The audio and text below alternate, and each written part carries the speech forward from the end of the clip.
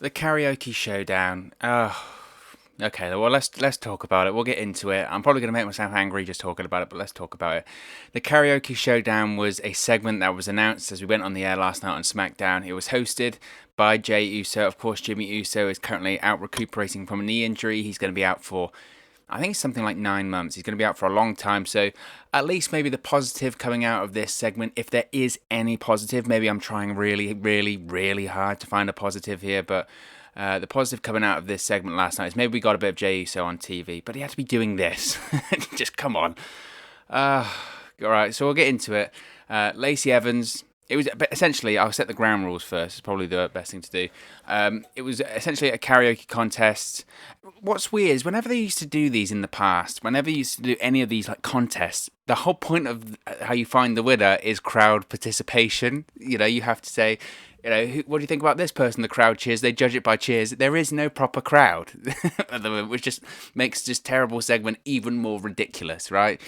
But anyway, they all have to sing one of their favourite WWE entrance themes of all time, or WWE songs of all time. The people involved were Dana Brooke, Naomi, Lacey Evans, and Tamina. Yes, Tamina went from challenging for the SmackDown Women's Championship at Money in the Bank to a karaoke showdown. Now, I'm not saying that Tamina should have been, to be honest, even challenging for the women's title at Money in the Bank. I was against that anyway. But this just screams Vince McMahon and Bruce Pritchard booking, doesn't it? It was just terrible. It was terrible. So they have to sing their favourite WWE theme. Lacey Evans sung With My Baby Tonight, the Jeff Jarrett and the Roadie theme. Dana Brooke sung the Honky Tonk Man for about 20 seconds before being cut off. Tamina sung Triple H's The Game, which was, if anything, it was so bad and so ridiculous that it was kind of okay. But again, that's a very, very low bar. So, okay. Naomi then sings the American Dream Dusty Rhodes' theme. Okay. I mean, I saw some people online said, "Oh, it was an amazing. She sung it amazingly." Wow, for karaoke. Okay. I mean, I'm no great singer, but I'm not going on network television and singing an American Dream song. So, yeah, okay. So Naomi wins by the judge's vote, and the judge in this case was Jey Uso. I mean, what a surprise there. I mean, he is her brother-in-law. I mean, the contest was rigged from the start. How was any other people meant to win when I mean, I'm going to say it might have been slightly rigged here if the brother-in-law is the judge in this case. So Naomi sings, she wins. Jey Uso says, "Oh yeah, she wins," even though he announced her as my sister from another mister. So what a surprise there. Lacey Evans then got angry at this. How dare Naomi win? She attacks Naomi. They have an impromptu match. And Lacey Evans was still wearing a dress at this point, and Naomi was still wearing her street clothes. Definitely not wrestling gear anyway at the time. And the match ended in a no contest and lasted about a minute. Yeah. It was that terrible. It was that terrible. In fact, I woke up this morning and I hoped that this karaoke showdown segment was just a bad dream. It was that bad that I woke up and went, "Oh, God, did that actually happen? Did that actually happen last night?" Turns out it did actually happen, and it aired on network television last night during Smackdown on Fox. So, it goes up there in the mythic segments such as Bayley, This Is Your Life with Alexa Bliss, joined, of course, with Sami Zayn and Bobby Lashley's sisters, Dr. Heine, The Old Day. There are so many. I saw some people saying Mae Young's hand, and I still think that's actually slightly so bizarre that it's almost quite funny. Maybe that's a bit of a racy statement for me there, but it was really bad. It was really bad, and it summed up an episode of SmackDown that was just. I mean, what even was it? What even was it? I remember last week we heard these reports come out last week, multiple reports last week, saying that obviously due to the COVID testing that WWE has just implemented in the last few weeks and so many people testing positive for COVID, that there was obvious craziness going on at the tapings last week when it comes to SmackDown and Raw. Apparently the SmackDown side has been much more affected than the Raw side, and that is evident if you look and compare the shows.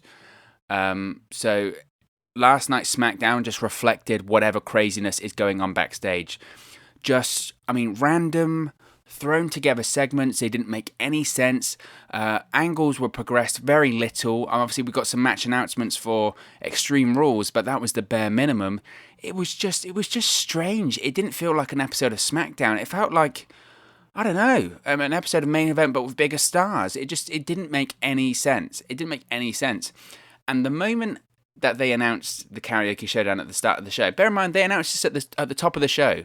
So you've got a tag team title match to come tonight, Miz TV, but the match, but a segment we're all looking forward to, they announced at the start of the show. This is to hook the viewers in. If you were thinking about changing the channel, don't change the channel because tonight we're doing a Karaoke Showdown. Are you out of your mind? How on earth is that going to hook people in? Who do you think is watching this show? You know that it's mostly like people over 50 watching this show. Oh, you know what? I love a good karaoke. I do. I spend my good time on a Friday night. Instead of going out to a karaoke bar, I'd rather watch people do it on Smackdown, a wrestling show. I mean, I don't want to say, the Vince McMahon, such good you-know-what phrase, coined by Dean Ambrose on that Talk is Jericho episode, but it just screamed it. It just screamed it, didn't it? You can almost hear the conversations. Vince, why are we doing a karaoke showdown? What do you think? It's such good, it's entertainment. Oh, come on. Just watching it. It was so terrible. It was so terrible. And every time I see a segment like this, especially on SmackDown, Raw, whatever, the USA Network, they're happy with whatever Raw puts on, to be honest. They pay for the third hour, so they don't care, I think, really what Raw puts on, as long as it has the 24/7 title, because that was their idea. But when it comes to SmackDown on Fox, do you remember last year, before SmackDown made its debut on Fox in October, leading up to this debut on Fox, there was all these reports and rumours that Fox really wants a sports-centric programme, right? Fox really, really wants a sports-centric presentation of Friday Night SmackDown, whatever that means, but a sports-centric presentation, right? This is the same network. It's got the NFL. It's got, Major League Baseball. I don't even know the status of that at the moment. I don't pay much attention to it. At the time, it had golf, which they've just got rid of. We'll touch on that in a minute. But it had all these sports on their network. They obviously have Fox Sports. The plan was to have a good link with FS1 with the WWE Backstage show. Look how long that lasted. But that was the point, right? We're going to have a sports-centric program in Friday Night SmackDown. You didn't hear these rumors. Fox wants Brock Lesnar for SmackDown because they want the legitimate sports feel. Fox wants Ronda Rousey for SmackDown because they want that sports feel. Fox wants Daniel Cormier on commentary because they want that sports-centric feel. And what do we have? In July of 2020, we have Karaoke Showdown between 4 female WWE superstars. It's that sports-centric feel, isn't it? It's a sports-centric feel. It's just ridiculous. And if I'm a Fox executive, we paid $1 billion for this. We paid, I don't want to single out one person in particular, but we paid $1 billion to hear Dana Brooke do karaoke of the Honky Tonk Man's theme. That is the biggest swindle, the biggest con in, I think, just business history. You paid $1 billion to have Dana Brooke sing the Honky Tonk Man's theme. Yeah, if I was trading standards, I was Fox, I would go back and say, you have sold us just whatever you had told us you were going to sell us. It's not what it is, because it was that bad. And just, again, I was watching. I was thinking the Fox executives, they must be absolutely thrilled with this. Honestly, a couple of weeks ago they were angry at the Jeff Hardy urine test segment when he throwed his urine. That's a sentence as well, but he threw his urine in the face of Sheamus, and you've still got that angle going on. Don't even get me started on the whole Jeff Hardy is a drunk junkie angle, which is just awful as well on SmackDown. Not only is it in bad taste, but it was also on a bad show this week. And the Fox executives, they must be watching this going, $1 billion. It must be, at this point, the Fox executives must be turning over in their sleep, just muttering, $1 billion, $1 billion, $1 billion, $1 billion. Because it would play on their mind that much that they spent that amount of money on something that bad. And yeah, the ratings haven't been great. And I know there's extenuating circumstances for this. And, you have to factor in the pandemic and you have to factor in the no crowds and all of this stuff and the factor in the stars are at home. That is completely true. But your ratings aren't going to get any better by doing a karaoke showdown. Are you crazy? Last week was a record low viewership for SmackDown on Fox. How do we get those viewers back in? Top of the show, let's announce the karaoke showdown and we'll get them back in. No. Just no. It was just... when I was watching the segment, I just kept saying, why? Why? First of all, why am I watching this? Maybe I'm the fool, because I was watching it, right? Maybe I'm the fool. And then it was just, why are they doing it? Why? And I guess the reaction probably is, why not? right? Why not? That's always their reaction to that. Why not? Right? It's entertainment. No, it's not. Just because you do something other than wrestling, and WWE makes this mistake all the time. They do something that isn't a wrestling segment, whatever it is, and they go, that's the entertainment, that's showbiz, that's Hollywood, that's Gaga. But no, if that got shipped around, they ship around the whole sitcoms, don't they, about pilots and stuff like that. If that was a pilot and they saw that segment, no network, not even Fox, right, would pick that up. No one, not even the Pop Network or Destination America. They'd be, no thanks, get rid of that. It's awful. And the bizarre and awful karaoke showdown on Smackdown last night, do you know what it reminded me of? It gave me serious NXT Season 3 vibes. Now, if you don't remember NXT Season 3, or you weren't around for NXT Season 3, that was at the time, first All Divas, because they were Divas still at the time, remember? It was the All Divas season of NXT when NXT was a game show. And honestly, because... Again, this was no slight on people that were involved in terms of the performers, but because WWE's they just didn't take female wrestling seriously at the time at all, and it wasn't as much bikini contests and pillow fights because it was a PG era, but it just wasn't taken seriously at all. That whole season of NXT, the season 3 of NXT, that whole Diva season of NXT was a train wreck. I mean, it was almost so bad that you couldn't turn away, but it was awful. The biggest characters on that season weren't any of the performers. The biggest characters were Josh Matthews and Michael Cole at ringside doing their commentary. And they even had CM Punk do commentary for an episode of NXT because Michael Cole kayfabe quit halfway through because they were the biggest stars on the show. They were the most entertaining people on the show. And most of the time they just sat on commentary saying, this is horrendous. How is this even a show? And it was that's what it felt like last night. We're going to have a karaoke contest. I'm pretty sure that was probably a challenge in NXT Season 3. I mean, I haven't gone back and looked, but I would not be surprised. That's exactly what it felt like. And a fun fact, Naomi was part of NXT Season 3 too. So, I mean, it almost came full circle for her. Maybe that's why she was so good, because she was doing it in 2010 on NXT Season 3. And at the time, when NXT Season 3 was a thing, and everyone said, this is horrible, this is horrendous, this is barely television... At the time, it's almost like WWE reveled in it. They liked it. They like sometimes putting on something that is so bad, so car crash, that they think it's entertaining. And I almost understand the principle there, but it's almost like they're trying to outdo themselves. And that's exactly what it was last night. It was just, let's try and put on something that's horrible, and then when it's really horrible, we'll just laugh about it. Oh, that goes up there with Bayley, This Is Your Life, or that goes up there with Bobby Lashley's sisters and Sami Zayn. Oh God, wasn't that terrible? Why is that like an accolade to them? Oh, it was really bad. Cool. Yeah. No, shouldn't you be like, that was terrible? Let's never do anything like that again, because it was really bad. I mean, this is the same network as well, Fox. They used to have the rights to American Idol back in the day, right? And they no longer do now. What's it on? I think it's on ABC in America. So they no longer have the rights to American Idol. Instead, they have a WWE wrestling program that they paid $1 billion for do a terrible version of it. Just keep American Idol, right? Instead of having Naomi and Tamina sing. We're not going to have American Idol anymore. We're going to spend our money more wisely. We're going to pay $1 billion for SmackDown and have Tamina sing the game. I mean, whoever did that pitch or that investment should be having serious looks at themselves. They should be fired immediately.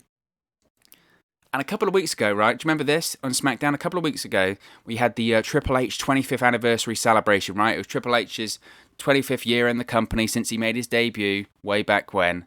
And it was a comedy segment. You had Shawn Michaels come out. You had appearances by Ric Flair and Stephanie McMahon. Again, it was all comedy. It was all a massive comedy segment.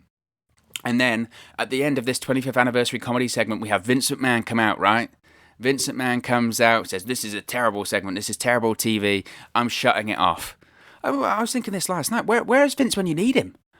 Right? Where was Vince during Bayley, This Is Your Life? Where was Vince during the Bobby Lashley sisters? Where was Vince last night during the Karaoke Showdown? The moment that Lacey Evans started singing With My Baby Tonight, you should have heard No Chance in Hell. Vince McMahon should have strutted out, said, kill it. We'll have a full replay, I don't know, of anything else. Aki Bono versus The Big Show from WrestleMania 21. I'd rather watch that. Because it was that bad. I mean, why? Where's Vince when you need him? I tell you where he was. He was probably backstage in Gorilla, in his big chair, cackling because this is incredible television, and cackling that he's getting paid $1 billion for having Tamina sing the game. Honestly, it's the biggest swindle. It is the biggest swindle ever. Not just in wrestling history. There have been, you can call the Montreal screw job. This is the Fox screw job because this is madness. This is madness. And coming out of it as well, I mean, once you get past the segment just being complete garbage, Lacey Evans apparently is a heel now, right? Because a couple of months ago, right, when she was feuding with Sasha Banks and Bayley, she was all smiles. It was about her child in the audience, salutes, being a patriot, all of that sort of stuff. And now she's turned heel because she lost to Naomi in a karaoke contest. What a way to turn someone heel. Top-notch creative there once again. It's like the Booker T and Edge shampoo commercial for WrestleMania 18 all over again. Do you remember that big, famous Lacey Evans heel turn? They'll say this in 10 years. Do you remember that big Lacey Evans heel turn back in 2020 when she turned heel after a karaoke contest? I mean, seriously, what benefit does this do to the SmackDown Women's Division? Because all the SmackDown Women's Division is right now is Sasha Banks, Bayley, Alexa Bliss, and Nikki Cross. They're the only 4 people that actually have serious female matches on SmackDown. What benefit at all did this karaoke showdown, whatever it is, I won't say that because I don't want to get in trouble on YouTube, what benefit did it do to SmackDown's Women's Division? A comedy segment followed by an impromptu match in a dress and street clothes, which then ends in a no contest. I mean, how are you meant to take any of these 4 seriously now? Right, going forward, if they have, one of them has a SmackDown Women's Championship feud in the next month, you'd be like, a month ago you were singing karaoke on SmackDown to an empty arena. I mean, why? It was just bad. It's just really, really bad. And look, I don't want to compare this to pillow fights, bra and panties matches, bikini contests, etc. because it obviously wasn't that. It obviously wasn't at that level where it's degrading to the female performers or anything like that. But it felt like that kind of mindset again. You know, let's have the girls go out there and sing for a bit. That'd be funny. We'll play that up for comedy because they're all terrible singers. I mean, honestly, what kind of benefits are you getting out of that? Because you have the terrible Lacey Evans heel turn, so there's no benefit there. You have the impromptu match where they look ridiculous because one's in a dress and one's in a street clothes. And then 3, it ends in a no contest anyway, so no one wins, no one goes over, no one benefited at all. Not anyone in the ring, not anyone in the back, not anyone at Fox, and most importantly, nobody in the audience benefited from that. It was awful. It was just what can we write down? It was honestly, it was like one of those things, like a random segment generator. You know, you see those things on Twitter, don't you? Those random accounts, and basically there's like an algorithm, and eventually it will just put together words. The Honky Tonk Man is facing Braun Strowman at Night of Champions. It felt like that. You know, we're going to have these 4 people, Lacey Evans, Tamina, Naomi, I'm surprised, I don't know, Mordecai didn't come up there, in a karaoke contest. Honestly, it was just thrown together rubbish. And you have Naomi in there, who's a former SmackDown Women's Champion. She's got one of the best entrances on the brand in the company, to be honest. She's arguably one of the best female workers you've got in the company. People will maybe dispute that, and that's true. She's not the best, but this SmackDown Women's division is very thin.